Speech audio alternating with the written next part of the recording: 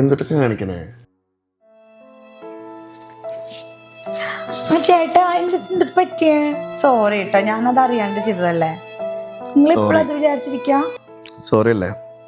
നീ ഇത് കളർ കുടിച്ചേ, നന്നായി ചുരുട്ടിയേ. നിവൃത്തിയേ.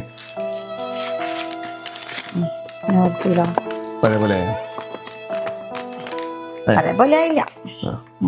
ഇതുപോലെയാണ് മനുഷ്യന്മാരും. ഒരു സോറി പറഞ്ഞു വെച്ചാൽ എല്ലാ കാര്യങ്ങളും പഴയ പോലെ ആവണമെന്നില്ല. ആണല്ലേ?